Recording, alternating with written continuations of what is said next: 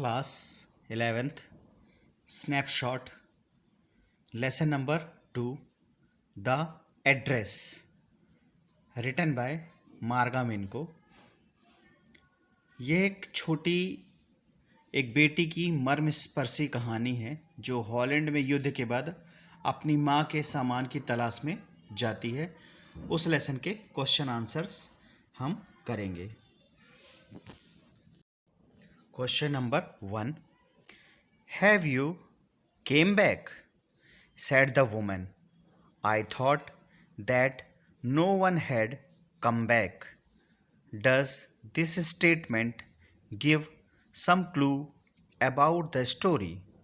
If yes, what is it? क्या तुम लौट आई? महिला ने कहा। मैं वो सोचती थी कि वहाँ से कोई जिंदा नहीं लौटा। क्या यह कथन तुम्हें कहानी के बारे में कुछ सूत्र या क्लू देता है? यदि हाँ, तो वह क्या है? Answer: yes, the statement definitely gives us some clue about the story. Mrs. Dorling was an old acquaintance of the narrator's mother. She often visited her mother's house during the pre-war time. उत्तर: हाँ, यह कथन निश्चित रूप से हमें कहानी के विषय में संकेत देती है। श्रीमती डोरलिंग कथावाचक की माता की पुरानी परिचित थी। वे उनकी माता के घर अक्सर जाया करती थीं युद्ध से पहले। And had assured her mother that she would save their nice things which they would otherwise have to lose during the war. Mrs. S., the mother, had great trust upon Mrs. Dorling and allowed her to shift her precious silverwares, antique plates, the candle holder, the woolen tablecloth, the knitted green cardigan, etc., to her home. Unfortunately, the narrator's mother died during the war, and the narrator went to Mrs. Dorling's address to claim her mother's belongings. और उन्होंने माता जी को आश्वस्त भी किया था कि वे अनेक कीमती चीज़ों की सुरक्षा करेंगी, अन्यथा माता जी को उन्हें युद्ध के दौरान गंवाना पड़ेगा। श्रीमती एस को श्रीमती डॉर्लिंग पर अटूट विश्वास था। फलस्वरूप उन्होंने अपनी सारी चांदी के बर्तन, प्राचीन काल की प्लेट, मोमबत्ती दान, ऊन के टेबल ढांकने का कपड़ा, उनकी ऊनी कार्डिगन आदि श्रीमती डोरलिंग को अपने घर ले जाने देती हैं। बदकिस्मती से जो कथावाचक, जो राइटर है, उनकी माता जी की युद्ध में मृत्यु हो जाती है और तब वे श्रीमती डोरलिंग के घर के पते पर दस्तक देती हैं अपनी माता जी के निजी वस्तुओं को वापस लाने के लिए। Since Mrs. Dorling was a crafty woman, she had no intentions of returning the precious articles to the narrator. So, seeing her at the door, her first reaction was, "Have you come back?" She pretended as if she did not recognize her, and her attitude was cold and indifferent towards her, and asked to come some other time. चूंकि Shrimati Darling धोखेबाज महिला थी, उनका कोई इरादा उन वस्तुओं को कथावाचक को लौटाने का नहीं था। अतः उन्हें दरवाजे पर खड़ा देख श्रीमती डोरलिंग की प्रथम प्रतिक्रिया, "क्या तुम वापस आई हो? रहती हैं?" वे कहती हैं, ऐसा नाटक करती हैं जैसे उन्होंने कथावाचक को नहीं पहचाना और उनका भाव कथावाचक के प्रति असंवेदनशील व उदासीन होता है। वे कथावाचक को किसी और दिन आने को कह देती हैं। Question number 2. The story is divided into pre-war and post-war times. What hardships do you think the girl underwent during these times? कहानी दो भागों में बटी है, युद्ध के पूर्व काल तथा युद्ध के उपरांत का समय। तुम्हारे विचार से लड़की ने इन वर्षों में क्या कष्ट सहन किए हैं? Answer: the story of the address is divided into pre-war and post-war times. During the pre-war times, the narrator lived in far away town away from her mother and visited her only for a few days. उत्तर: कहानी the address दो भागों में बंटा है, युद्ध के पहले व युद्ध के बाद की परिस्थितियों में। युद्ध के पहले के दिनों में कथावाचक एक सुदूर छोटे शहर में अपनी माता जी से अलग रहती थी तथा अपनी माता के घर कुछ दिनों के लिए आया करती थी।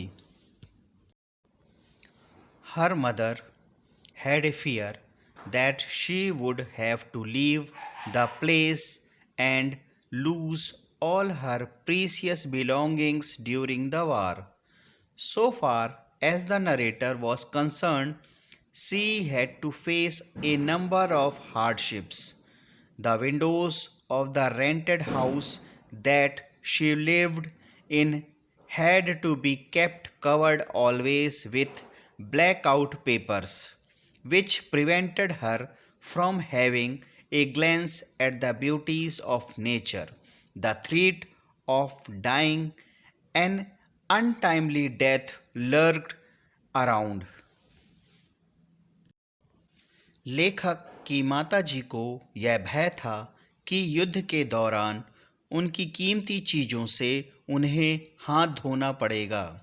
जहाँ तक लेखक का सवाल था, उन्हें भी काफ़ी कठिनाइयों का सामना करना पड़ता था। उनके किराए के मकान की खिड़कियों को काले कागज़ की परत चढ़ा के रखनी होती थी, जिससे वे बाहर के मनोरम प्राकृतिक दृश्यों को देखने से वंचित रहती थी तथा मृत्यु का भय सदैव बना रहता था। The post-war scenario brought life to the normal tracks. There was no fear of death, no blackout papers, bread came in lighter colors. Unfortunately, the narrator lost her mother and was now eager to get back her precious possessions from the caretaker at 46 Marconi Street, where Mrs. Dorling lived. The worst part of this post-war period was the blow which struck the narrator when the crafty and greedy Mrs. Dorling refused to even recognize her and let her in the house. युद्ध के पश्चात जिंदगी सामान्य पटरी पर लौट आती है। अब मृत्यु का भय नहीं, शीशों पर काले कागज़ की परत नहीं चढ़ाई जाती, डबल रोटी हल्के रंग में प्राप्त होने लगी। दुर्भाग्य से उनकी माताजी की मृत्यु हो जाती है और वे आतुर हो उठती हैं माताजी के कीमती चीज़ों को वापस 46 मार्कोनी स्ट्रीट के पते से वापस लाने के लिए। युद्ध के पश्चात की घटनाओं में सबसे खराब अनुभव लेखक को चालाक व लोभी श्रीमती डोरलिंग से हुआ, जब वह उन्हें पहचानने से इनकार कर उन्हें घर में प्रवेश नहीं होने दिया जाता। Question number 3. Why did the narrator of the story want to forget the address? कथावाचक या लेखक पता क्यों भुला देना चाहती थी? Answer: After her mother's death, the narrator wants to meet Mrs. Dorling at 46 Marconi Street to get back the valuable things that she had stored for her mother during the war.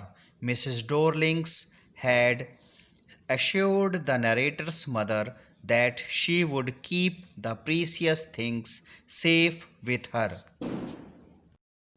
उत्तर: माताजी की मृत्यु उपरांत लेखिका 46 Markovnikov street से Shrimati Darling से, जिन्होंने उनकी माताजी की कीमती चीज़ों को अपने घर पर रखा था, वापस लाने जाती हैं। श्रीमती डोरलिंग ने आश्वासन दिया था कि वे उन वस्तुओं को सहेज कर रखेंगी। Unfortunately, after the mother's death, when the narrator went to meet Mrs. Dorling at the address, she was shocked to see the narrator again and, giving a cold reception, refused to recognize her. She even asked the narrator to come some other day. She had clearly indicated that she had no intentions of returning the belongings of the narrator's dead mother to her. दुर्भाग्य से माताजी की मृत्यु के बाद जब लेखिका Shrimati Darling से मिलने गई तो कथावाचक को सामने देखकर उन्हें बेहद आघात लगा और उनका ठंडा स्वागत कर उन्हें पहचानने से वे इनकार कर गईं। यहाँ तक कि उन्होंने लेखिका को किसी और दिन आने को कह दिया। इस तरह उन्होंने यह साफ तरीके से इंगित कर दिया कि उनका इरादा उन कीमती वस्तुओं को लौटाने का कतई नहीं था। In her next visit, the narrator couldn't meet Mrs. Dorlings as she was not at home. Her little daughter received her. She found herself amidst a strange surrounding. The precious things were tastelessly arranged in the living room. The things certainly evoked memories related to her mother, but she felt that they had lost their intimate values. All yearnings to possess her mother's belongings left her, and she resolved to forget the address and move on. अगली बार जब लेखिका Shrimati Darling से मिलने गई तो वे घर पर नहीं थीं। उनकी छोटी बिटिया ने लेखिका का स्वागत किया। लेखिका ने खुद को एक अपरिचित परिवेश में पाया, जहां उनकी माताजी की कीमती वस्तुओं को अरुचिकर तरीके से रखा गया था। उन वस्तुओं ने कथावाचक या लेखिका के मन में उनकी माताजी की स्मृतियों को पुनः जीवित कर दिया था, परंतु उन्हें अब उन वस्तुओं में कोई लगाव महसूस नहीं हुआ। उनकी सारी टीस समाप्त हो गई और वे उस पते को भूल जाने का प्रण ले जीवन में आगे बढ़ जाने का निश्चय किया। Question number 4. The address is a story of human predicament that follows war comment.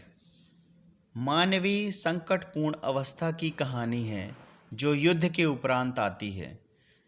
इस पर टिप्पणी करें।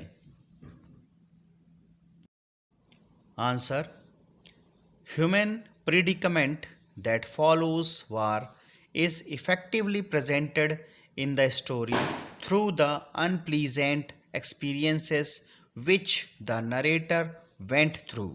The war made life difficult for the narrator and her mother. they were uprooted from their place. उत्तर, युद्ध से जुड़े मानव परिस्थितियों को जिन्हें लेखिका ने अनुभव किया, इस कहानी में प्रभावशाली ढंग से प्रस्तुत किया है। युद्ध में लेखिका व उनकी माताजी का जीवन मुश्किल में डाल दिया था। उन्हें अपने मूल स्थान को छोड़ना पड़ा था। The narrator lost her mother in the war and had to forego all her memorable, valuable possessions to a callous and crafty woman who had posed as well-wisher to her mother. She felt a deep soreness in her heart to see her mother's precious possessions kept tastelessly at Mrs.